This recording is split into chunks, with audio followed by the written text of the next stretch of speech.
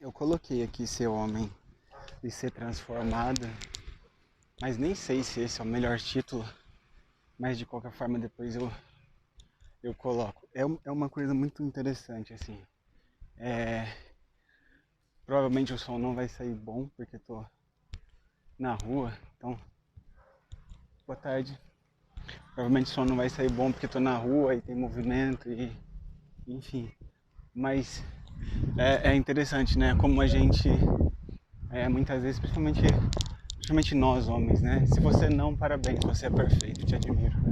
Mas, no meu caso, por exemplo, cara, como eu demorei para entender isso, sabia? Agora consigo explicar um pouco melhor, porque é algo que realmente não é fácil. Cara, como a gente busca o nosso bem-estar na nossa vida, sabe? Como a gente é preocupado com isso, sabe? Quantas vezes nós, como cristãos, vamos até Cristo para aliviar as nossas dores, o que não está errado. Mas nós esquecemos que quando nós nos convertemos e morremos para nós mesmos, a nossa vida passa a ser a vida de Cristo. E Cristo não vivia para si. Louvado seja o nome do Senhor. Cristo vivia para os outros. A, a glória e a misericórdia e o amor de Deus são demonstrados na seguinte perspectiva: Deus, sendo Deus, esvaziou-se de si mesmo, assumindo a forma de homem. Aleluia!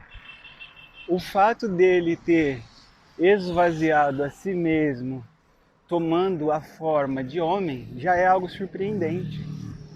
Por quê? Deus, o Senhor dos céus e da terra, tomou a forma de uma criatura feita pelas próprias mãos dele. Seria como se nós fizéssemos um desenho de massinha e de repente nós em algum momento decidíssemos nos tornar aquele desenho de massinha, aquele boneco de massinha, nós decidimos nos tornar aquilo. Continuando, não só nos tornando, não só se tornou esse boneco, mas além de tudo foi rejeitado pelos outros, porque os outros diziam que ele não poderia ser quem ele era, mesmo ele dando provas de que ele era quem ele dizia, né? Curando, ressuscitando, vamos dizer assim, consertando pessoas, né? Então as pessoas rejeitaram ele. Então em momento algum você vê ele buscando a sua própria vontade, a sua própria glória, o seu próprio querer.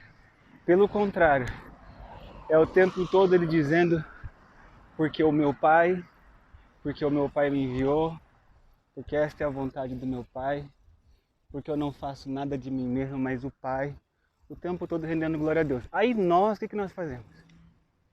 Nós nos convertemos, buscamos a Deus, buscamos a face de Deus, e está certo, não está errado.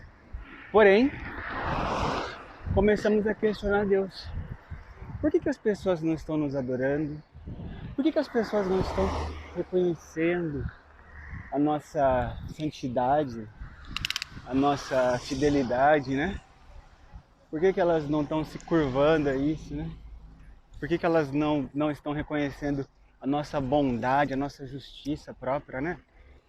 Como pode um absurdo desse, né? É assim, o ser humano é assim. Então nós queremos ter prazer no nosso casamento, nós queremos ter prazer no nosso trabalho, nós queremos ter prazer na nossa casa, porque eu vou descansar na minha casa e Satanás se levantou e não lavou uma louça e eu vou ter que lavar a louça na minha casa e eu vou ter que conviver com essas pessoas, mas elas estão de mau humor hoje, tá de mau humor amanhã e nunca estão de bom humor, então Satanás se levantou e nada acontece na minha vida, e eu sou santo, eu sou bom, e eu tenho que ficar... Ei, tá errado, irmãos. Não é assim. Esse não é o chamado de Deus para nós. Nós somos chamados para aliviar a dor das pessoas no que depende de nós. Olha, se eu tenho que lavar a louça 10 dias seguidos, 10 anos, 25 anos, mas para que essa pessoa tenha tempo de buscar Deus, de ter um encontro com Deus, de através dessa minha atitude talvez Deus trabalhar na vida dela, eu não sei. Eu sinceramente eu não sei como vai ser a maneira que Deus vai trabalhar na vida dela, como que Deus vai agir, como que Deus vai incomodar ela. Eu sinceramente eu não sei, mas eu acredito sinceramente que pode ser dessa maneira, que esse caminho pode ser, mas eu preciso ser resistente e suportar esse processo. Tá? Eu preciso ser resistente e pagar esse preço muitas vezes de vergonha, pagar esse preço muitas vezes ali de constrangimento. E eu falo assim, pagar o preço não porque você precisa fazer isso para receber algo, não, mas é porque assim, se Cristo fez por nós podemos fazer pelos outros. O apóstolo Paulo nos ensina que no que depender de nós devemos fazer tudo para ficar bem com as pessoas. Então, se eu tiver que andar uma milha a mais, Jesus me ensina a andar. Várias vezes isso vai nos levar a engolir sapo, várias vezes isso vai nos levar a dar a túnica e dar a capa, sim. Várias vezes isso vai nos levar a uma renúncia muito grande, sim. Várias e várias vezes. Mas é o exemplo do Senhor. É o exemplo do Senhor. O exemplo do Senhor é isso. O exemplo do Senhor é ceder. Entendeu? Não resistir. Mas não é ceder e não resistir com cara de tristeza, de tipo, oh, tá me matando. Não, é tudo bem, eu faço. Tudo bem, eu consigo. É tudo bem, deixa comigo, eu resolvo isso. Entendeu? Eu não tô falando que é fácil. Eu acredito que para nós que somos cristãos, essa coisa do fácil, ela não deve permear a nossa vida, os nossos pensamentos, as nossas discussões, porque para nós nunca é fácil. Tanto que nós só conseguimos porque o Espírito Santo está em nós. Porque se nós fôssemos tentar na força do nosso braço, nós não conseguiríamos. E aí aconteceria igual eu falei num outro vídeo, que é o quê? Você vai segurando, até que um dia você explode. Por quê? Porque o que você está fazendo é algo forçado, não é algo que vem do fruto, entendeu? Não é algo que realmente houve uma transformação em você. É algo que você está fazendo na força do braço, que obviamente tem valor, né? Obviamente tem valor, mas ele não mostra uma transformação. Por quê? A transformação é cruz, não é? A transformação é isso. A transformação é quando você realmente sofre o dano, entendeu? E não se importa, não é? Lógico, machuca, lógico, chateia, mas você tem o seu consolo em Deus. Assim como Davi dizia, olha, o Senhor é a minha herança. Gente, Davi era o rei de Israel, dono de tudo, certo? Um rei poderoso. Até hoje é lembrado, até hoje o nome dele está sendo citado em Israel. Eu estou de bicicleta, irmãos, e também eu começo a falar, começa a me dar falta de ar. Engraçado, né? Mas, aleluia, até hoje ele é citado, entendeu? Como um rei poderoso de Israel, como alguém grande no reino de Israel. E ele diz, o Senhor é a minha herança. Por que ele está falando isso? Ele não liga para outras coisas, gente. Ele sabe que quando a coisa aperta, a única coisa que ele tem é o Senhor. E isso não é algo que às vezes a gente fala assim, nossa, só Deus na minha causa mesmo. Irmão, se é só Deus na sua causa, você está feito, está garantido, porque Deus é fiel. Aleluia, louvado seja o nome do Senhor. Deus, ele é fiel. Então, toda vez que você tem uma causa nas mãos de Deus, e ele já sinalizou para você que ele vai te dar a vitória, você já pode começar a louvar, já pode começar a cantar, a render graças a ele. No livro de Daniel, não lembro se no capítulo 5 ou no capítulo 6, quando Daniel vai ser jogado na cova dos leões, o rei Dario faz o decreto influenciado pelos sátrapas, né, os governadores e tal, de que todo aquele que não orar para ele durante 30 dias tem que ser jogado na cova dos leões. Obviamente Daniel recusa, né, essa proposta sem pé nem cabeça, né? E aí os caras lá dos governadores fazem um esquema lá e acaba Daniel tendo que ser jogado na cova dos leões. Aí você pensa que Daniel ele faz o quê? Ele postou um texto no Facebook, eu falo em linguagem de hoje, né? Você acha que ele xingou, ele fez jejum? Não que seja errado essas coisas. Não, a Bíblia fala claramente na NTLH, né? Na nova versão da linguagem de hoje, nova tradução da linguagem de hoje, que Daniel foi render graças a Deus. Eu não sei o que ele estava agradecendo, sinceramente. Se ele já estava agradecendo, travamos aqui, tá vendo?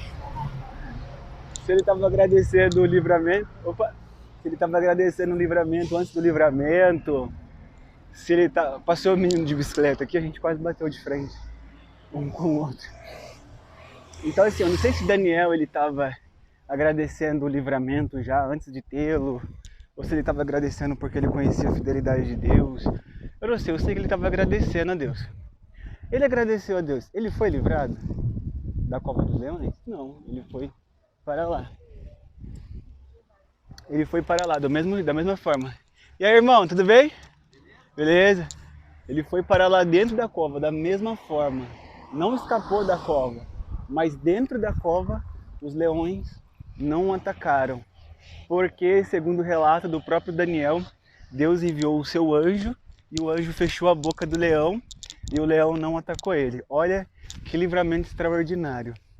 Ele teve essa experiência porque ele entrou na cova dos leões.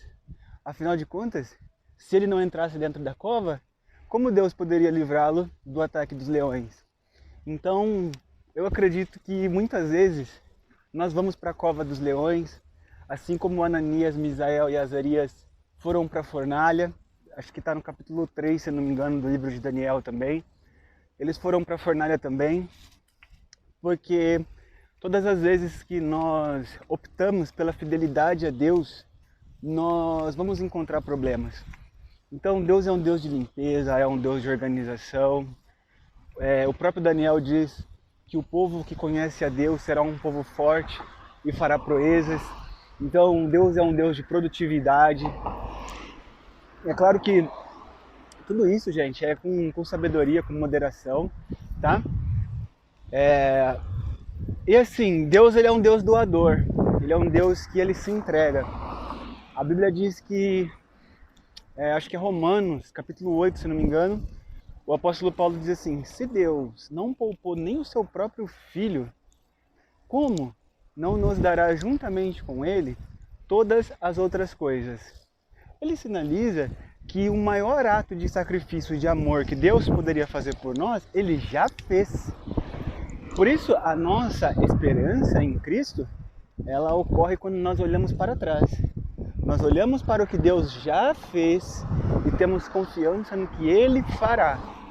Seria injusto, né, para alguns de nós confiar num Deus desconhecido, né?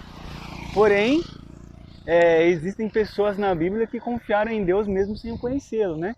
O caso de Abraão, por exemplo, que confiou em Deus quando ninguém nem conhecia, né? O caso de Melquisedeque também é um sacerdote que confiava no Deus Altíssimo e ele não tem relato de alguém antes dele. E Melquisedeque simboliza a ordem sacerdotal da qual o nosso Senhor Jesus participa, que é qual? A que não tem início e não terá fim, para sempre sacerdote. E qual era a função do sacerdote? A função do sacerdote era oferecer o sacrifício pelos pecados do povo. Porque Isaías nos diz que os nossos pecados causam separação entre nós e Deus. Porém, os sacrifícios de animais que eram feitos eram apenas um exemplo, eram apenas uma sombra, né? No sentido de algo que maior. O que a sombra é? É a projeção de algo maior. Os sacrifícios eram a projeção do grande, único e suficiente sacrifício que Deus estava prestes a prover para a humanidade, que era o quê? O sacrifício de Jesus, que é único e não precisa de outro. O sacrifício de Jesus é tão suficiente que depois daquilo que ele fez, ele se sentou à direita do Pai e aguarda até que as coisas sejam colocadas em ordem, para que depois ele mesmo se renda ao Pai. Obviamente, isso mostra para nós como tudo está sujeitado a Cristo, inclusive nós. Se nós estamos sujeitos a Cristo, não devemos buscar a nossa própria justiça, mas buscar a justiça que vem dele, a qual ele levanta as mãos e opera nas nossas vidas. Não existe algo que seja pequeno demais para Jesus e não existe algo que seja grande demais para Jesus. Ele é o mesmo Deus que fez flutuar o machado para auxiliar uma pessoa que tinha necessidade. Um machado, ele fez flutuar um machado. Está lá no livro de Reis. E ele é o mesmo Deus que parou o sol para Josué numa batalha. Está lá no livro de Josué. Ele é o mesmo Deus que ressuscitou Lázaro dos mortos. E ele é o mesmo Deus que fez tantas curas. E faz, ainda hoje. Se você procurar no YouTube ou qualquer outra plataforma Milagres de Jesus, você vai ver relatos hoje de curas e manifestações extraordinárias do poder de Deus, que ocorreram quando pessoas se posicionaram, isso é, assumiram o seu lugar no Senhor e aguardaram a manifestação dele. Quando esposas se posicionam em seus casamentos, em oração, em jejum e leitura da palavra, naturalmente a postura delas muda. E Deus começa a agir. Deus começa a agir. Deus começa a operar. E Deus transforma. Não existe um coração que Deus não possa transformar. Eu acho muito equivocado quando nós limitamos o poder de Deus. Dizemos, isso Deus pode fazer. Isso Deus não pode fazer.